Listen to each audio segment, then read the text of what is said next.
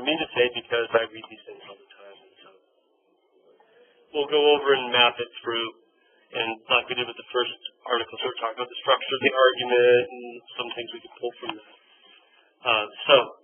We left off working our way through Mantegna's engravings.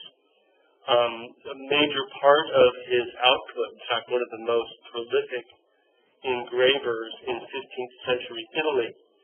There were some Germans who were putting out as many prints as he was, but very few other Italians as prolific as he was. And we were looking at these two works. The work on the right, certainly inspired by devotional practices in Mantua, where he had moved in 1459, where St. Longinus was said to have brought back the holy blood of Christ, or at least some of it. It remained held in the church of San Andrea, or St. Andrew in Mantua, which had recently been rebuilt. So this is certainly, I think, tapping into a ready-made audience there. On the left, a work by Mantegna, or maybe a member of his shop. The experts disagree on this, showing Christ going down to free the people who died before his death and salvation that he offered, to free them from limbo. So on the left is the good thief, because the Bible tells us that Christ told him, "Today you will be with me in paradise." On the right is Adam and Eve, and what I guess to be probably Abel, their son. On the right, Eve is an older woman, Adam hunched, and again you'll notice the really similar pose between Adam and Christ, and that's symbolic, right? Because Christ was often referred to as the new Adam, both created by God in one way or another. Christ created specifically to solve the problems that Adam had brought to the earth, right? And so that parallel between Christ and Adam is something that many artists emphasize in their works, and Mantegna joins those ranks. Then we were talking a little bit about works that Mantegna might have known. Remember that he had married into the Bellini family. He was Jacopo Bellini's son-in-law. Here is Bellini's sketchbook that we read about with the first required reading. And you can see the degree to which Mantegna has taken many of the elements of his composition, but they manipulated it, which is typical for him, whether he's looking at other artists from the Renaissance or whether he's looking back at antiquity. He often takes what he's been studying and he tweaks it so that it works well for him.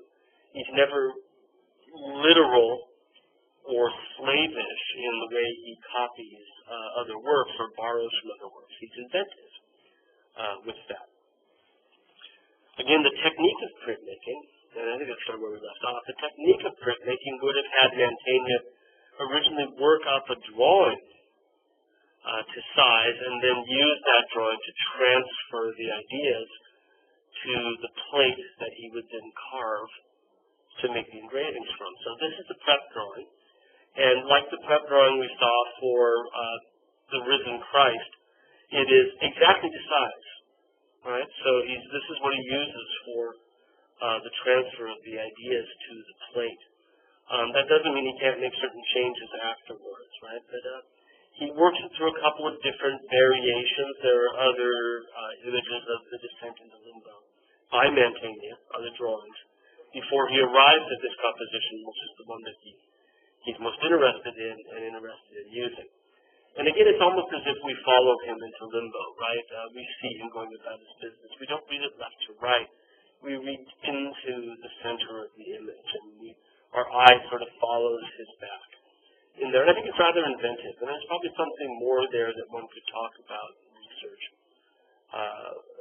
and sort of about the psychological effect it has to follow Christ into the grave, right, of the Old Testament martyrs. This print was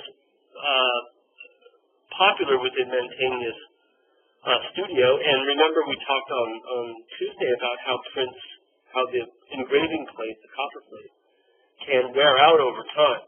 How the lines that have sharp edges that hold the ink when it's first carved through repeated pressings, with the paper pulling the ink out of those lines, with those repeated pressings, the lines start to smooth out, and the plate gets less and less punchy, right? The darks get lighter, and the lights kind of disappear. And so many people from his studio would do these. As you can see, they're almost line for line copies, aren't they? Look at the cracks on the arch over the top of the grave. Even that thing that almost looks like a monk in profile, right, with a cowl on his face. Can you see that? Right? And it's copied, isn't it? Over here in the Giovanni Antonio de Brescia version of it, from roughly the same time. So, his shop is making variations on these. As I mentioned in class on Tuesday, this also caused some conflict for Mantegna because he is the principal designer. He sort of owns the copyright, if you will. And in the 1490s, a member of his circle, Zoon Andrea, tried to quit the practice and take the plates with him. And Mantegna sued him to keep the plates in the Mantegna shop because they were his designs. In other words, the person who carved the plate was sort of just a craftsman, It doesn't own the artistic copyright, if you will, for that. And so there's some, jealous conflict between Zoon Andrea and Andrea Mantegna in the 1490s. And again, because these are all seen by collectors and seen by, the world which they're published as being in Mantegna works, right? Even if they've come from the broader studio. Bellini knew it. There's a painting by Bellini that is, in fact, a very direct copy. It's in England. It's in Bristol, in England, and you can see he really has borrowed it almost verbatim and translated it into paint. When we look more deeply next week into Bellini's career, rather than just focusing on these Madonnas, one of the things that we'll see is that, especially early in his career, around 1460, 1470, Giovanni Bellini's works are incredibly similar to Mantegna's. And that should come as no surprise because they're brothers-in-law, right? Remember that Mantegna is married to Jacopo Bellini's daughter, which means he's married to Giovanni Bellini's sister, right? So they would have rubbed shoulders and frequently. And so this shows the legacy to which other artists are aware of Mantegna's works, the popularity of these things, which is something we'll see a little bit more of later. His most beloved print from the 15th century, really just a knockout, is this beautiful, Madonna swaddling baby Christ on her knees. It's just such an intimate and wonderful image as she sits nowhere, right? There's nothing there that suggests a particular place. There's some shading in the background that makes the figure come away from the page in a sort of sculptural fashion. Again, we've seen Mantegna with these incredibly cute Christ babies. Here's a nice close-up as well, so we can see the engraved line on the Virgin. But they're just as darling as can be, aren't they? With their cheeks placed next to each other. It's cozy, right? It's a toasty little image, if you will, of the two of them. And one of his most beloved, I think, we don't really have time to talk a lot about print collecting, but there were people in the 15th and 16th century who collected exclusively prints. There was a market for these. And in doing so, a print collector would often collect multiple impressions of the same print. This might be why we've got works by Giovanni Antonio de Brescia that copy things, right? Again, capturing the intimacy. And then, as we've seen with a lot of Mantegna, he's such a good sculptural draftsman. Do you know what I mean when I say that? His drawing style really has a strong three-dimensional quality and has a very, very strong sculptural quality. If you look at just little details like the bit of reflected light on the lower cheek of the Madonna, right? That comes down across her temple and even picks up underneath her chin. And how important that is for realizing the three-dimensional space. The degree to which those he's still got that hatching we talked about, which isn't cross-hatching so much as parallel hatching. And you can see some of them come together as very, very narrow V's up above, but some of them you can begin to see also have a sense of having sort of a dual stroke, right? That we talked about, the zigzag sort of head, sort of get these, right, coming back and forth. And how subtle and the variation in these lines are. So that if you look at the shadow on the temple of the Christ temple, and you can see this slightly dark because it's darker not because there's overlap or things, because the line is deeper. So what Mantegna has done, if you sort of think about the plate in three dimensions, he's carved the line sort of very, very deep on one image. So here's our etching plate, right? And well, imagine we're looking at X-rays, right? So the line down here is very deep, and the line there is very narrow, very, very thin. So, there's more thinning sort of right above the ground here. And lessing is further over towards it. See that? So you get these lines when you look at them, they look sort of like that. Like a line, right? How graphic almost. Right? And you especially see that, I think, most clearly right there. Right? And that comes from this ability to manipulate that line. It's not just one line, but making sure that there's an undulation set. All with a single stroke, right? It doesn't come back to the one stroke. And sometimes you can see that even a stroke will be light and then dark and then light again and then dark again. And that gives the hand, in those lines that were next to each other, you start to see the veins or the tendons.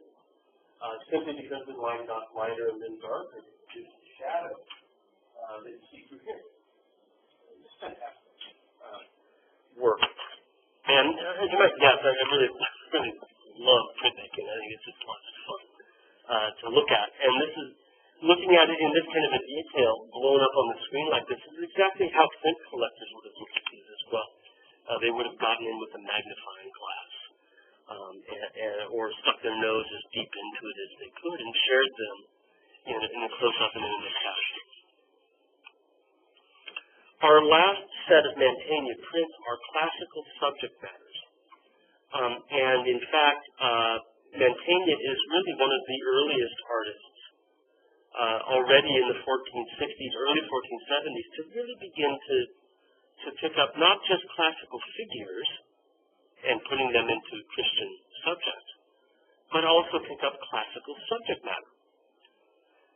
And it's partly, I think, due to the context in which he's working. He's working at a court. He's working at the court of the Gonzaga family. We talked about this on Tuesday. The Gonzaga family in Mantua. The place where we see the greatest interest in non-Christian ancient subject matter. What the Christians would call pagan subject matter.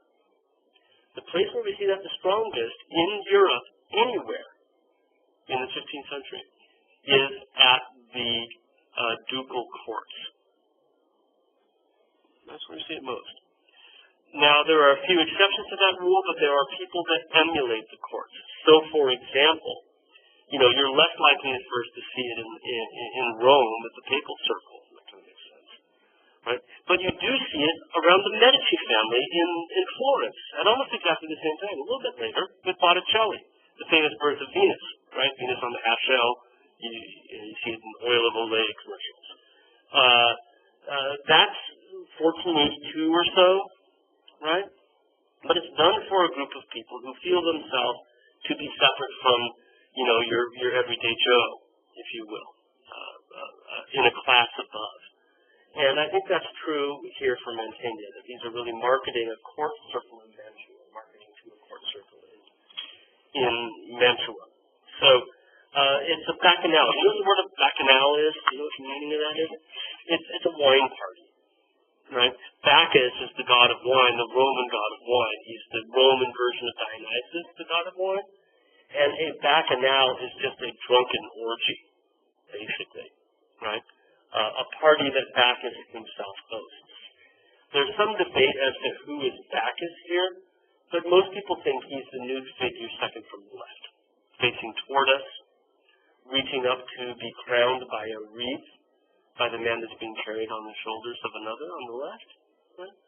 But these, so there's the wine vat in the middle. There are all these little eroki figures, these putti, little babies, some of whom are so drunk off their feet, right? Others who can't get enough or are reaching in for more. Accompanied by quite a few satyrs, right? These are half man, half goat, right? And in Roman and Greek mythology, anybody who's half animal is subhuman, right? Being half animal means you're not, you know that evolution, but you're not fully evolved, right? Whereas in other cultures, being half animal, like ancient Egypt, made you superhuman, right? But to the Romans, it meant you were subhuman. To the Greeks, it did. And so in this case, all of Bacchus's friends who just love wine are as often as not these hybrid creatures, half human, half animal, in this case goats. And you can see then two of them in the center in particular, who are deep into their cups, are beginning to sort of take advantage fondle that young youth, where we get the teasing view up between his legs. We don't quite see anything naughty, but it's a tease, isn't it? Because his robe just also barely covers it. And you get the sense that that satyr who's biting on his ear or whispering sweet nothings or whatever is about to seduce this figure as well, right? On the right, they just can't get enough, right? Drinking from a cornucopia and a bowl, another satyr figure there. And you can see even the figure that's drinking from the cornucopia has a vase in his hand in the shadow in the background. And then this wine vat leaks out, right, pours out, and the figure on the right is actually dancing in a puddle of wine. And so it's excess, excess, excess. Everything here is about not knowing your limits, about doing far too much. And certainly the print was meant as a moral warning, which makes it a little interesting for me, because at a certain point it's warning you against the exact kind of enjoyment it presents. You know what I mean? Like it's basically saying, hey, don't go out and get drunk, but look at how fun it is, right? And part of the print's enjoyment is to say, hey, look at the grapes in the tree, you know?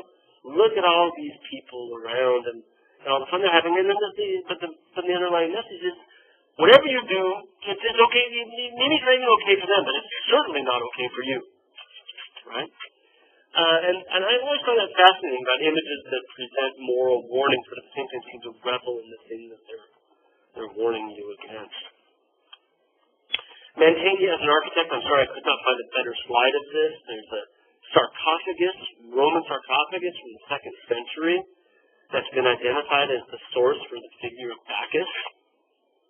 And you can see that figure highlighted in my red squares there, where again Mantegna has taken the basic pose and manipulated it for its purpose. One has to imagine that nearly all of the poses might be traced back to one or another source that maybe even hasn't been identified yet. So there is Bacchus in the middle, and again I like these details so we can see the engraving technique. This engraving is not in as good a shape. In other words, it's a later impression slightly from some of the other ones we've seen. And as you can see, the darkest darks are not that dark. Right? It doesn't have the range of tone. If you imagine a range of tones going from 0 to 100, this one's got like 30 to 70. You know, maybe 40 to 60. It's missing the lightest lights and the darkest darks. And that's because of the wear to the plate through time.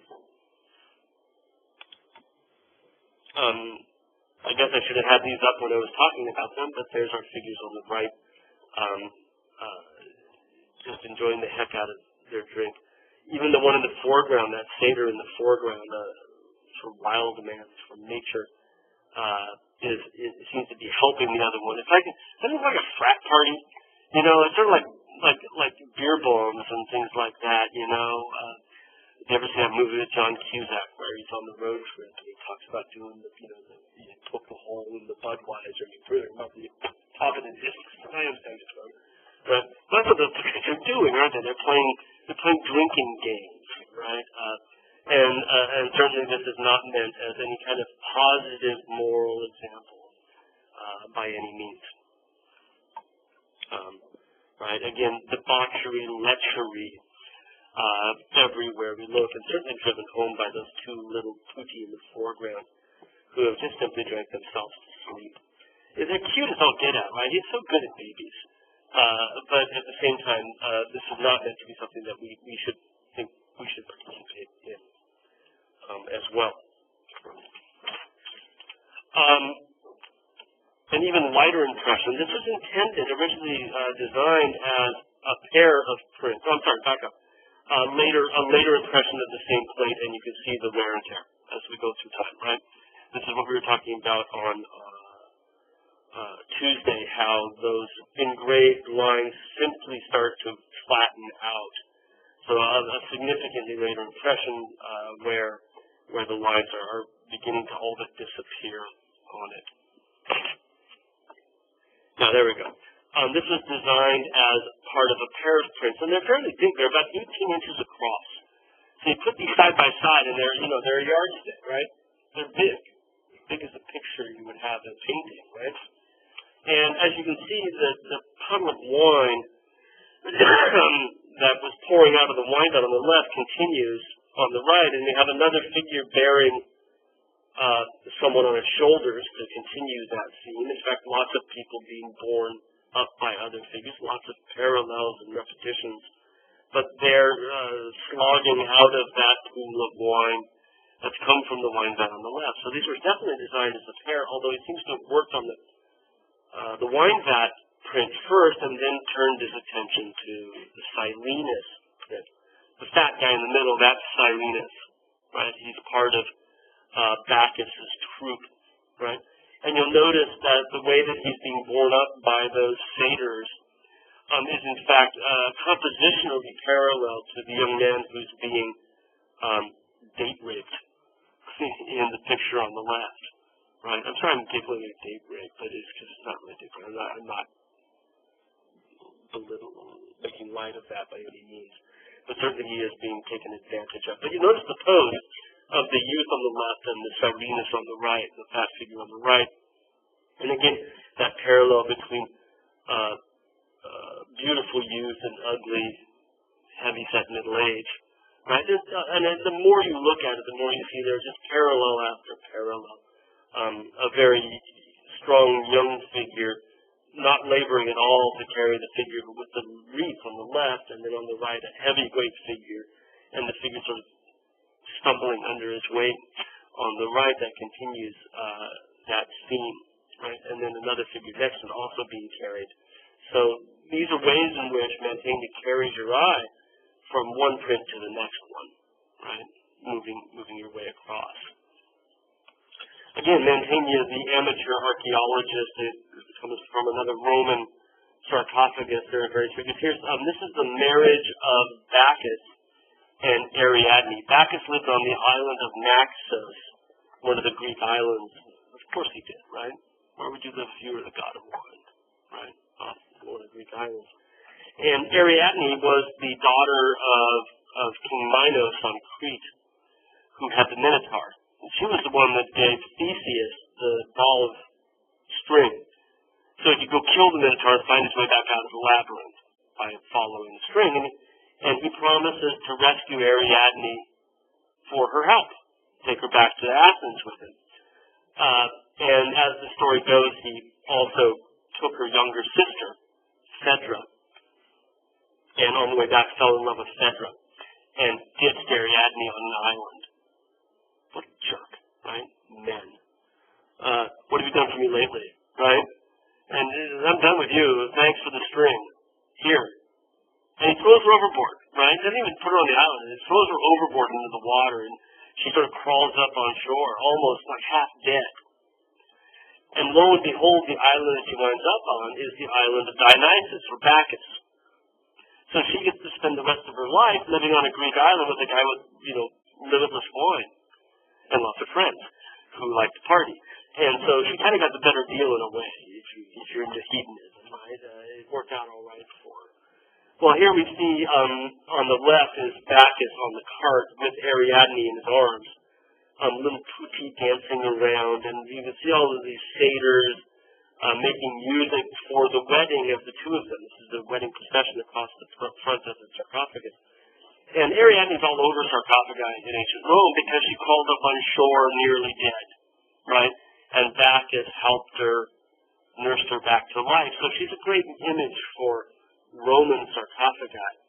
But you can start to look at this and look at the different poses and begin to sort of see loose quotes. Again, Mantegna's never all that direct and always manipulating them, but picking up various figures and working them through into his own idiom. These sarcophagi are carved around the sides as well, and that's where we get the closest parallel. This is the side of that same sarcophagus, right? That Roman sarcophagus from the 2nd century. And you can see the figure carrying the satyr here, right, on his shoulders. This is really very, very closely adopted by Mantegna for his bacchanal with Silenus on the right. Yeah. So again, Mantegna here is using non-Christian subject matter. And even though Dionysus, Bacchus is seen as a parallel for Jesus because of the wine connection, there's none of that seems to be here. It seems to be only a sort of revelry of, cavalcade of classical figures with some moral overtone about things we shouldn't do, right? How not to behave. Amanda.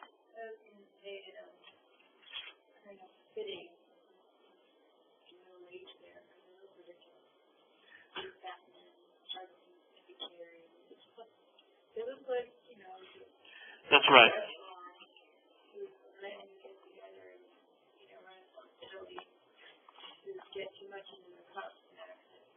Right. It reminds me of the guy that was the head of the World Bank. What was his name? The French guy that was in, right?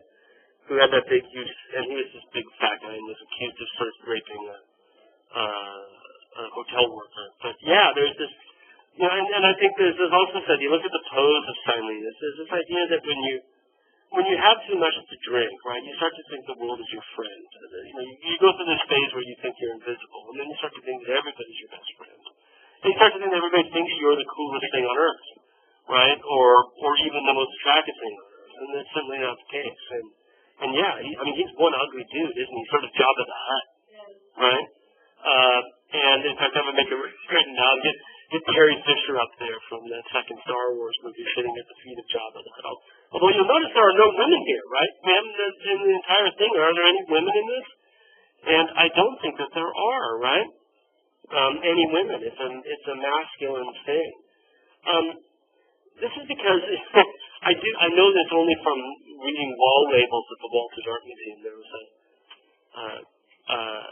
There's a cup up there, like ancient Greek chalice, right, or painted pot. And it's depicted on the side as symposium. And we all use the term symposium in academia to mean a sort of meeting of the minds, right? You have a scholarly symposium, a symposium series of lectures. And in fact, the symposium was a bunch of men getting together to drink, right? It was a drink meeting.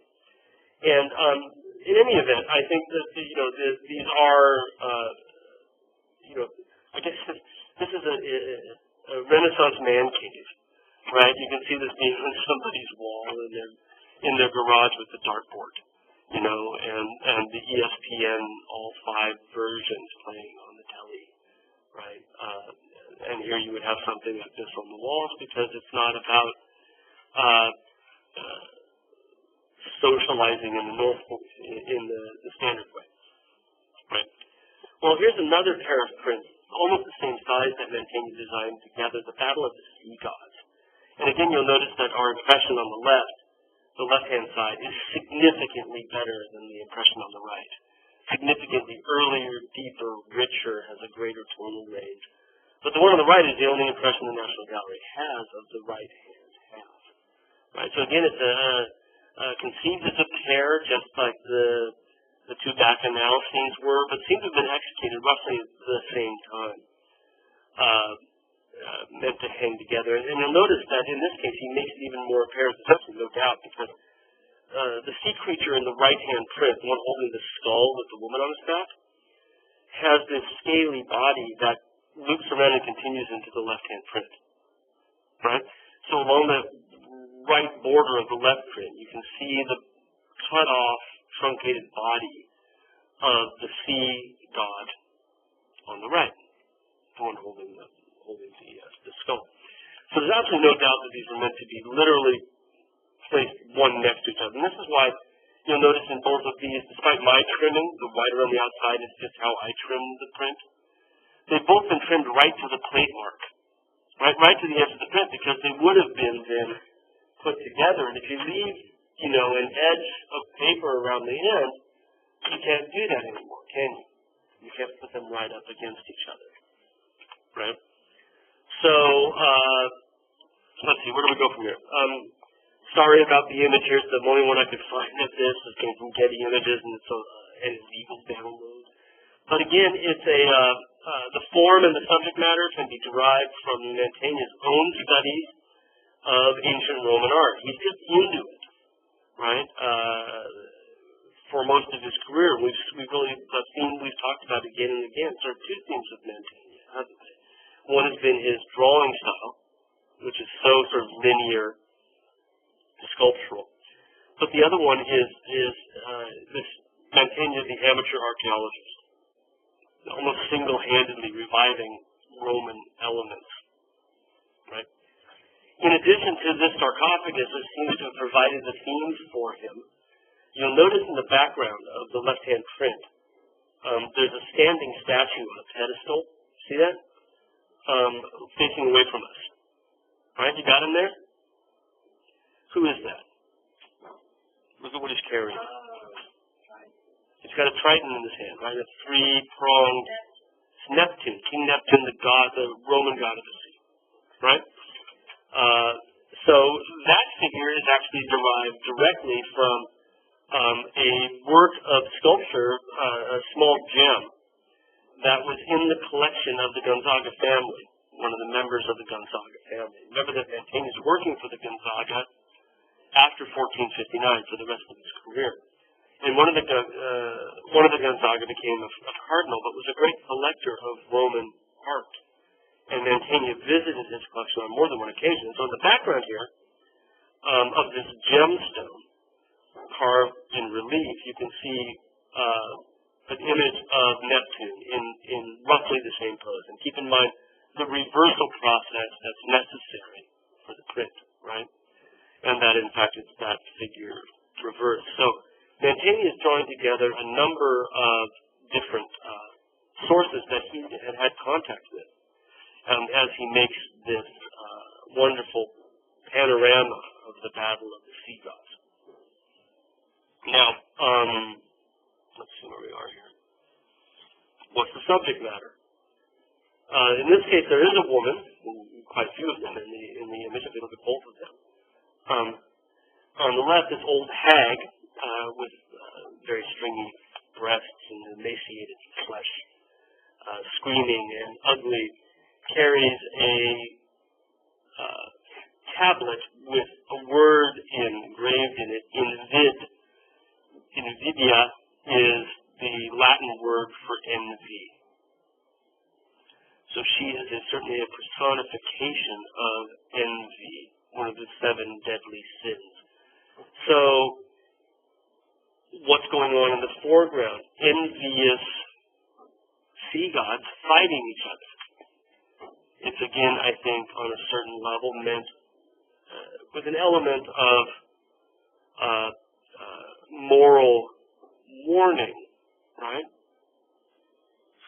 Now, going back to the entire range, the entire frieze,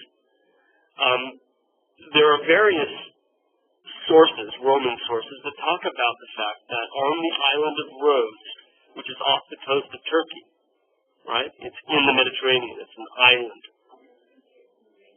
Yeah, exactly. And in fact, it's a problem right now.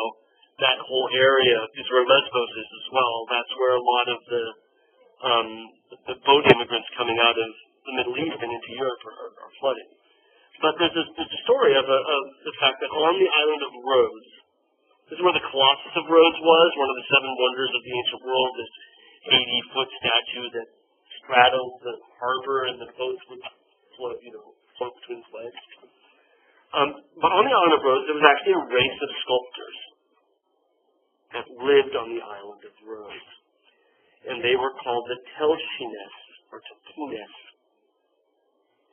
And that these artists were extremely jealous of all other artists. So the guy in the center, right, riding the seahorse, trying to fight with fish in his hands, we have to assume is part of this race of sculptors, this jealous race of sculptors. Perhaps even responsible for the Neptune statue in the background, right? So that certainly is part of what Mantegna is bringing to bear on this idea, is this idea of a classical theme of envy, told through the story of these envious sculptors, right? And a lot of people have suggested that this is kind of autobiographical in a way for Mantegna himself, that it has a personal sort of symbolism, a personal sort of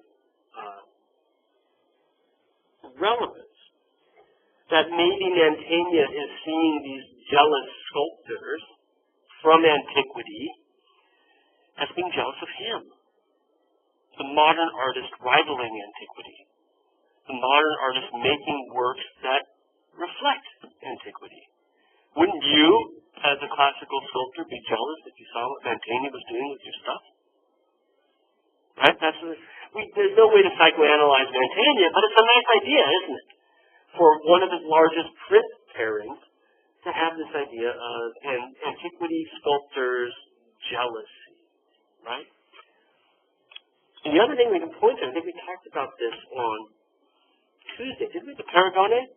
Did we talk about that in this class or was it in my other class? We did or did not? Yeah? That's that rivalry, right, between sculptors and painters. Right? That sculptors say, hey, we can do things in three dimensions. You'll notice that we see Neptune from the back. Right? So it's a very important element of it. Whereas painters say, but I can do setting, I can do landscape. Right? And this became a sort of a theme running through the Renaissance of art, artists each jealously guarding their own profession. Right? And extolling the degree to which they did it better than the guys who didn't do that, right? So, again, a theme of envious sculptors by a guy who never made the sculpture, right? Certainly brings the idea of the Paragone right up to the surface.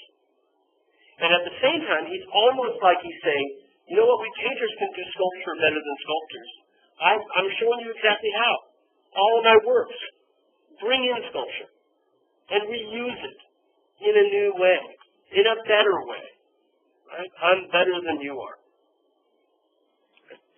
So this theme of envy that we see with the battle of the sea gods, this overarching theme, may well have something to do with Mantegna's own outlook, the way he made works of art, what he thought about what he was doing when he was making them, which is to say rivaling antiquity, and in particular rivaling ancient sculpture, but doing so in painting and printmaking, right? Not as a sculptor himself. One last thing about Mantegna, then we'll talk about the Bellini. Incredibly popular at the time. Everybody loves Mantegna. I mean, not everybody. Sounds like everybody loves Raymond. But, artists love Mantegna. Anybody that made prints knew Mantegna's work, collected his prints, collected impressions. When Dürer went to for the first time in 1494, he made a drawing after this. He probably bought a copy, right? But we don't know for sure because we don't have Durer's own collection, but he obviously would have the opportunity to study the Battle of the Sea Gods and made a very closely drawn copy of it. For reasons we don't know. Maybe he's trying to rival Mantegna. Maybe he's trying to learn. At this point, Durer's only like 20 or so, right? He's a kid. It's his Mondrian. He isn't married yet. And he's on this trip in 1494, checking in on all the great printmakers around the world, or in Europe, at least, right? And he ends up going to see Mantegna's stuff as well. Makes this drawing after the sea gods, right? It has to give us a date on it. We know it had to be done by this point. So other printmakers, adore Mantegna. And this is not true just in the Renaissance by people who could have met him. Other artists who were printmakers collected prints. And we know for a fact that Rembrandt owned a Mantegna. Right? Look at this. So here's a Rembrandt print from the National Gallery, a 17th century Rembrandt. Creepy Joseph outside the window, print looking in from outside. Can't I come in, please? Right? And again, being outside is all part of the metaphor of the virgin birth, right? It's got nothing to do with her pregnancy and motherhood. So he's relegated to the world outside, which is fairly common, but Rembrandt makes it a little bit more human. Kitty cat on the left, she's got her feet on top of a snake. You can see it spinning out down there, conquering sin. But the figure of the Virgin Mary, even though it's not a line for line or fold for fold copy, is obviously derived from Mantegna, right down to the foot of Jesus kicking out on the left-hand side, right? So Mantegna has this legacy, particularly among printmakers, but really amongst all art aficionados. Really the first great Renaissance artist that we looked at in this class. Right. So that took a bit longer than I thought, but let's now look at the Bellini reading. So get out your copy of the Bellini reading. Let's sort of talk a bit about this. And I'll bring up half of the lights so we can talk about it. Let's find out about Rona's Gotham. What can you tell me about Rona's Gotham? What can you tell me about Rona Gotham? Where did she go to school? What was her job? Where did she teach or work? What else has she written?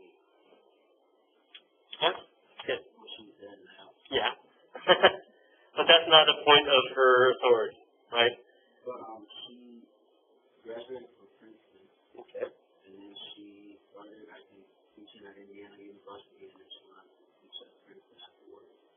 And then after that, she became like the head of history arts department for another university. Okay. Was it after Princeton that she go somewhere else, or was it still Princeton that she was headed then? Yeah, so they have clarification on this?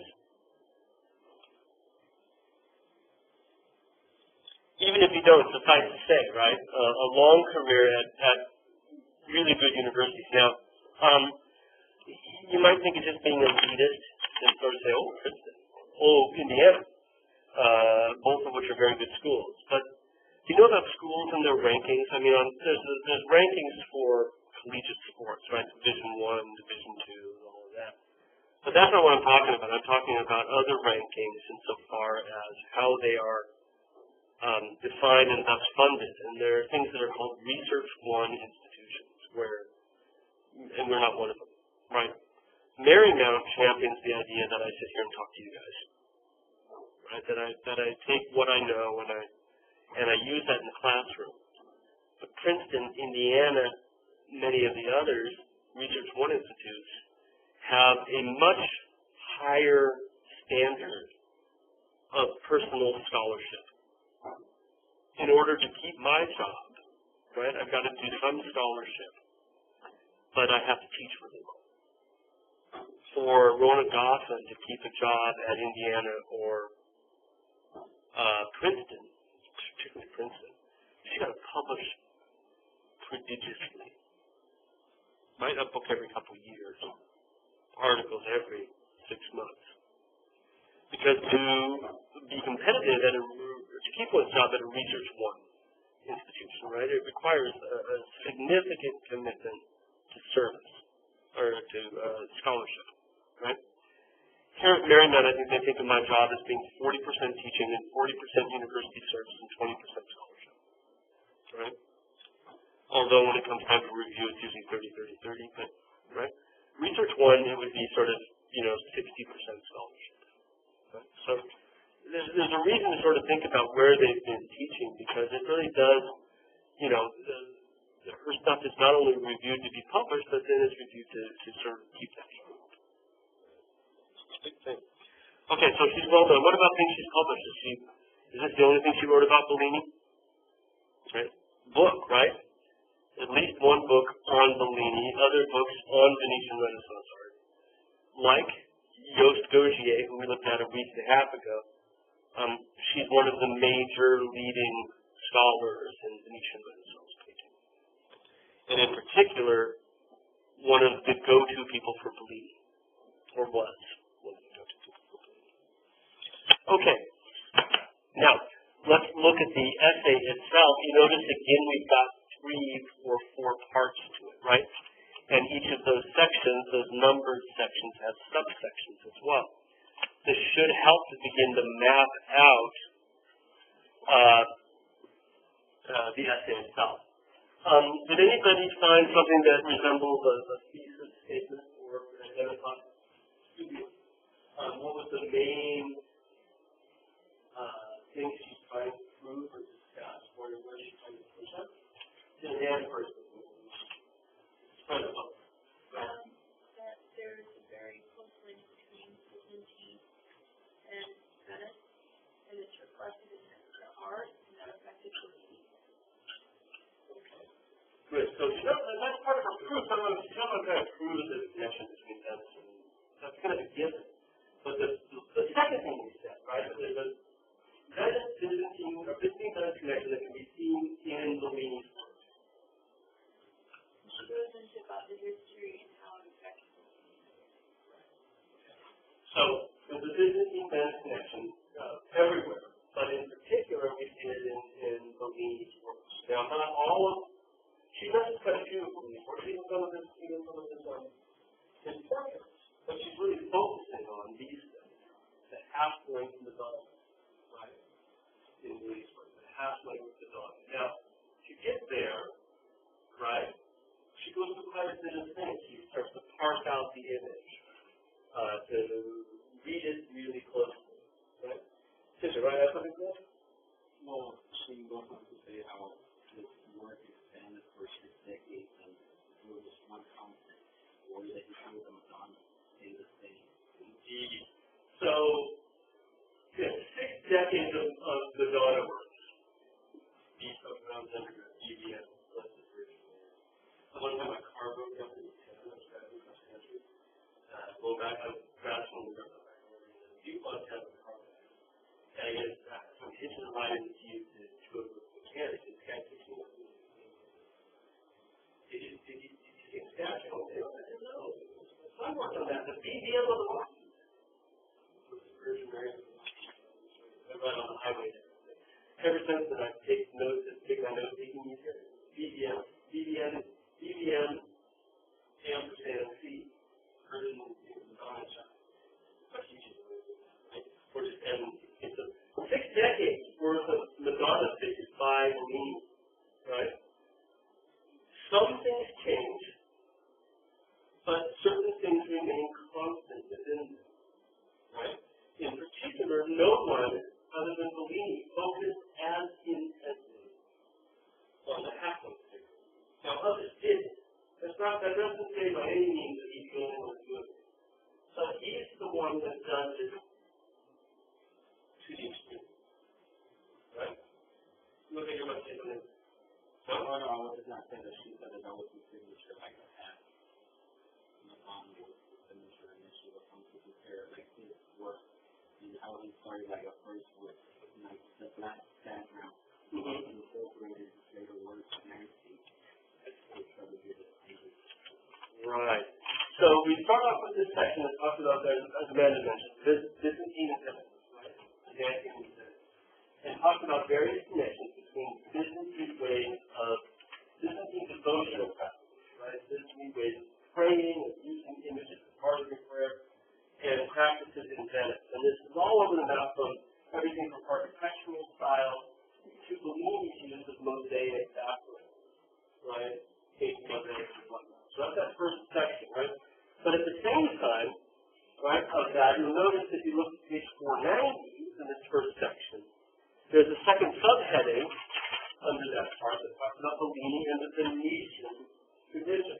That Bellini's works, while they have similarities to Venice, they have dissimilarities from other works produced prior to that in Venice. Right?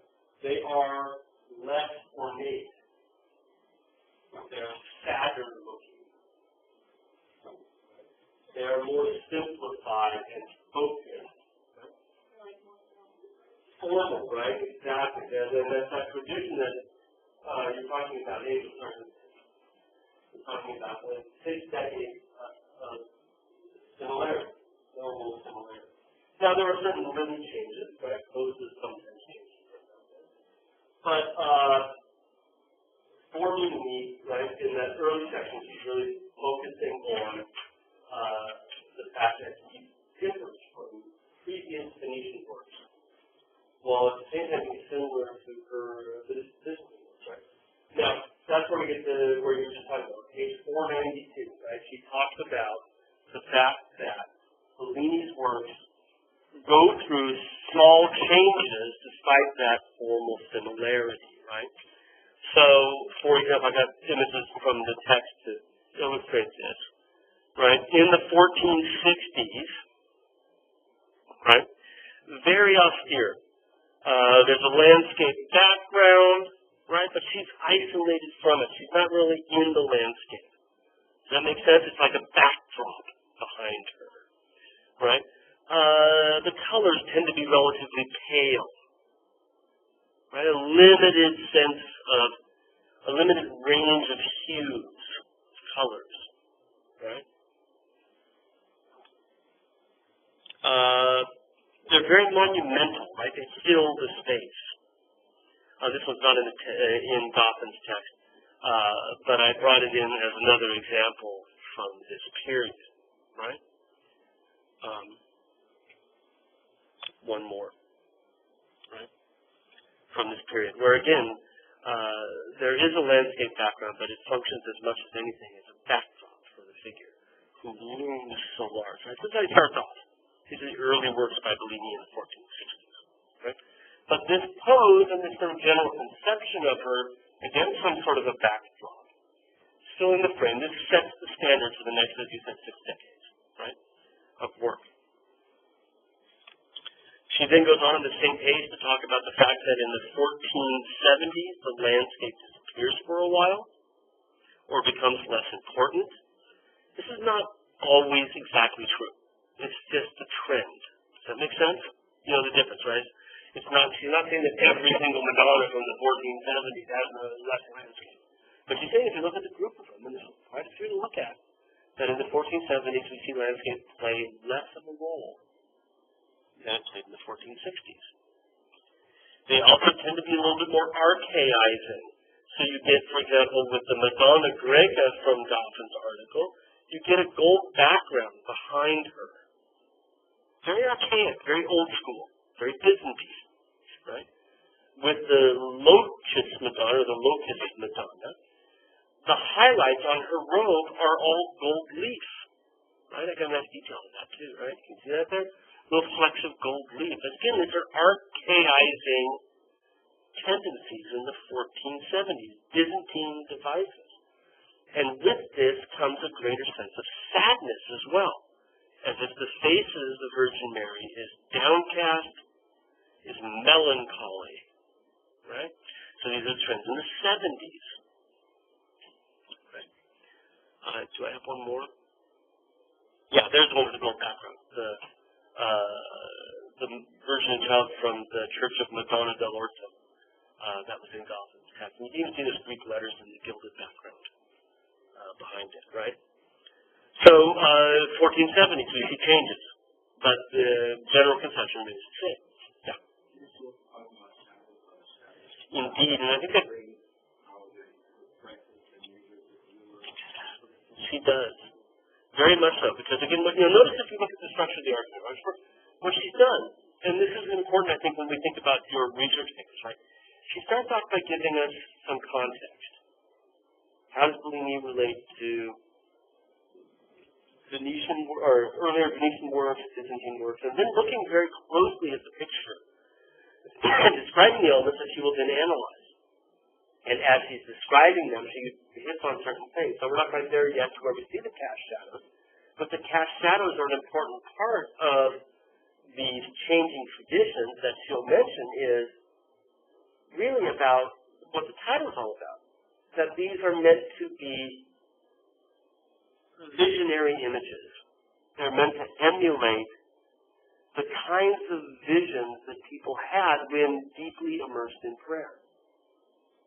That she's truly there, right? And that is what links Bellini and his half-length works to Byzantium, to icons. Because Byzantine icons were more than just pictures, right? Byzantine icons were the real presence of the thing that was depicted.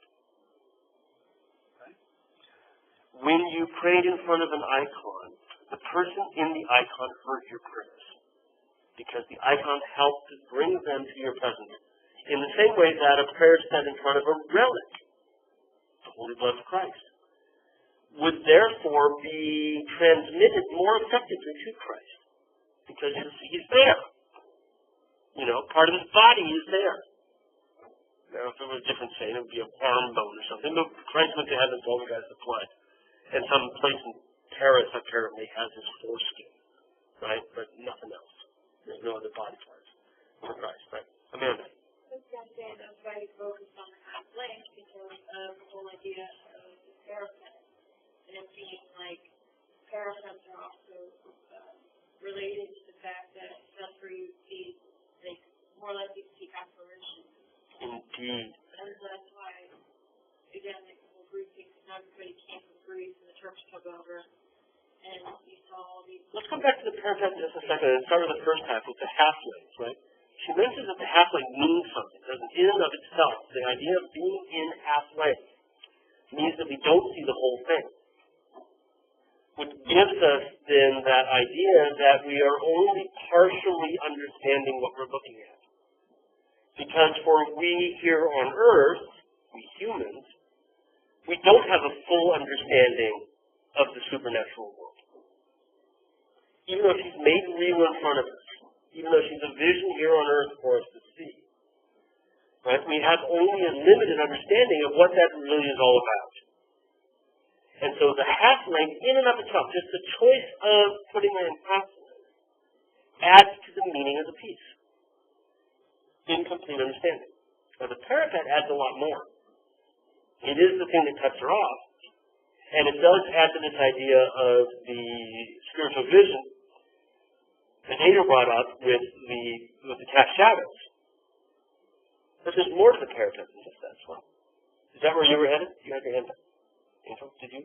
No, I was just not saying that she was talking about Giovanni didn't start with because with his 30th career, that half-length wasn't even important to him that it had been around, and then he found it later on. Right. And but she was something to describe, like some of them was with his father, and how he started to see the difference between them and the color. Yeah. It seems as if the idea of the half-length she suggests is adopted by Giovanni from his father Jacob, right? But at the same time, the heyday of half-length Madonnas, not only in Venice, but throughout Italy, and even up north, coincides with the time that Bellini is doing them, right? This is not exactly true, but they really do get more and more popular during his lifetime and during his production. Now, the parapet, right? Well, she talks about the parapet, she talks about other things as well. But let's look at the parapet for now. What else so the parapet helps to signify the idea of a vision. How does it do that? What about the parapet makes it point towards something visionary? Go ahead, Amanda. Well, stylistically, it does, because it plays with this whole idea that she's right in front of you, but yet she's not in front of you, because you have this separation.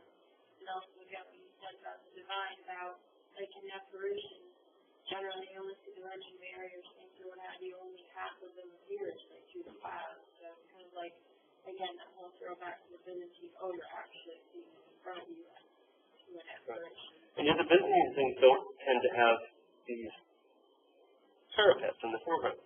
So on the one hand, the parapet does this thing where it establishes a transition between you, the viewer, your world, and the painted world. And on a certain level, it almost exists as if it's not really entirely in the painting, nor is it entirely in your world, right? It's a bridge between here and there. And at the same time, a barrier of sorts, right? She's on the other side of this, right? So that's certainly one thing that the parapet does. What else? What other things does the parapet symbolize? Or can we read into it? I just talk about like how it's like really like sort of when you're looking at it, and that's because of the black reflecting it. Like you're looking at it with a black and then with the blues or whatever, so it gives you that like she's there. You as the viewer, you know she's there, but like she's coming at you or something like that. Yeah. Okay, so that's exactly right. But there are some other things I think that she talks about when we look right at the parapet itself. What does the parapet itself allude to? Where else would we see a marble counter like that? Where that might help to enhance our understanding of these images as visions. I mean, we all in this presentation of Christ, and about the passion of the Christ, and about how it's like any community. And that whole thing there is like the church, where you have the Eucharist and the blood of Christ and all that. Right. It's all tied into the actual rituals of Christ. So the marble altar, right? The idea of the parapet suggests an altar. And Christ standing on that parapet suggests what happens at an altar, which is where the priest presents to you the body of Christ. And when people have visions, when they see the host, this happens in the Middle Ages, we have records of people going to witness the communion, and when the priest says, this is the body of Christ, and breaks the wafer, right? That's a common sight for people to have a miraculous vision. And what they see is Christ. But they don't see the crucified Christ. They see the baby Christ. More often than not. So this suggests the sorts of visions that people had at altars, right? The parapet as the altar. Now the parapet, Angela mentioned also the idea of, or I think Amanda did, one of the two of you mentioned, wrapped up with the idea of death, right? Because the marble slab that we see there, if we think about the parapet as a marble slab, then it's like a tomb as well. So this can be the resurrected Christ if we get rid of the idea that he has to be adult to symbolize these different elements, especially within the visionary realm. So again, it comes from a close reading of the changes through these that she's able to then parse out how the different elements exist. She even talked about the fact that prior to the Renaissance, where did we see half-lengths? Right? In Rome, but where in Rome, right? And specifically, how did the Romans use them? And she goes back and says that, in fact, the ways that the Romans used half-length images, funerals, exactly, commemoration, tombs, right? So you'll see them on the front of tombs. You'll see them in portraits that were carried in processions, right? That the use of these things in ancient Rome was all about commemoration, evoking a presence, conquering death. living past, having a presence after one's death. And all of those ideas would be applicable to interpreting these images. Right? She also mentions, in addition to the parapet, the cloth of honor. What's the cloth of honor all about? Here we see one behind her with that calf rabbit you were just talking about, right? What's up with the cloth of honor? Where do we see this? Again, ancient Rome, but how? In what context? They signify leadership. They signify royalty. They were used behind rulers when they made parades. Sorry? Exactly right, right? Banners held behind rulers. So in this case, it means that the Madonna is meant to be seen as the Queen of Heaven. And she even goes a step further to suggest that the landscape background is the paradise that's open to us through the sacrifice of Christ. So the different elements that he deploys, right, the different elements that he uses in the range of Madonnas that he produces, each of these elements add to the meaning. Each of these elements elaborate on this idea that this is a visionary experience that he's trying to translate through his painting. Right? Even the pose of the Madonna, you notice in both of these that the pose is very similar. One hand under his chest, the other one across his stomach, with the fingers in very similar poses. Goffin mentions that this comes from the Hodegatria type. Forgive my typo. I was thinking Oki, right? Not the Hodegatria type. Hodegatria type. It's a type of icon, one of the oldest types of icon in ancient Byzantium. It means, Hodegatria means the pointer of the way in Greek. In other words, Christ is the way to salvation. And her hand comes across to touch him, rest him in front of him like this, in the same way that Bellini has translated that. Now, where did the Hodegatria icon come from? It came from the churches, but let's be more specific than that. When Goffin talks about the Hodegatria, she gives us its background. Where did the first Hodegatria icon come from? The Byzantine era, okay, but who made it? 6th century is the earliest known example. In the 6th century, who did they believe painted the Hodegatria icon?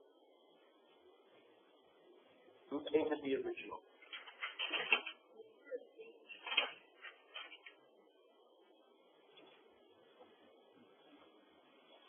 The last section. The original Hodegatria.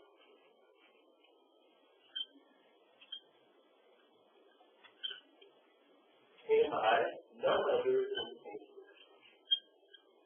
the writer of one of the Gospels. It's believed to be an artist. Also, by the way, believed to be a doctor. That is your example. Believed to be an artist.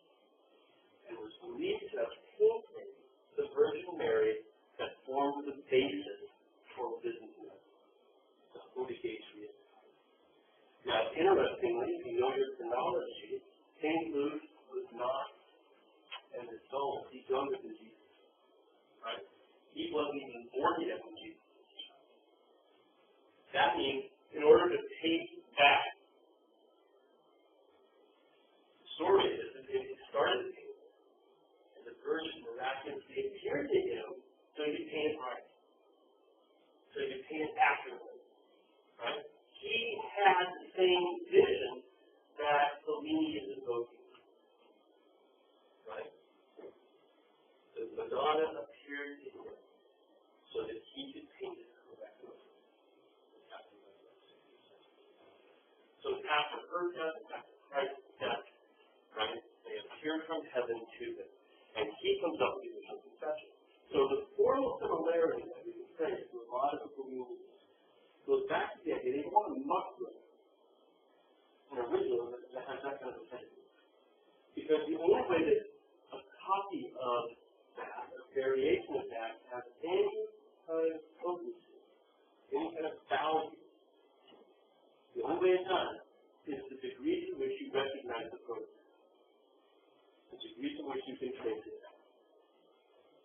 why so many works in Renaissance have a rather traditional way of showing it. Annunciation 6,006. Because if it doesn't, if it gets too innovative, then it loses its power. So St. Luke is responsible for this. He's the original painter. And artists throughout associated themselves with St. Luke. Bellini is associated himself with St. Luke. Can you imagine what it meant for Bellini making these things? That this is St. Luke. Right? And for an owner to have it, they get to then have a variation of that miraculous vision. Now, this is nowhere in the Bible, right? This is a legend that grew up beginning of the So, Bellini's half-length Madonnas are visions. And numerous elements of them bring up this idea of the vision. I got 40 more slides. I'm not going to do 2 more. But I'll bring a few of them in, and they're all on blackboard, so you can sort of shuffle through them. What I want to do is to have you sort of think about these ideas, go back through this, and we're going to talk about 2 Bellini halflings from the National Gallery at the beginning of class on Tuesday. Talk about which of these ideas might be applied to 2 works of art in the National Gallery. So think about the different elements, the cross of honor, the parapet, the signature on the cartouche, the paper, right? The poses, the landscape. Think about all these things and what Gotham says about them, and how, even the halfway book, how they affect the meaning. Right? And we'll sort of make a list of that first, and then see which of those maybe apply to okay? So, that's what you got to do over the weekend, is to sort of re-review this, and then think about those issues, okay? Good enough. I will see you on Tuesday, and hopefully we'll have a few more people here than we did today.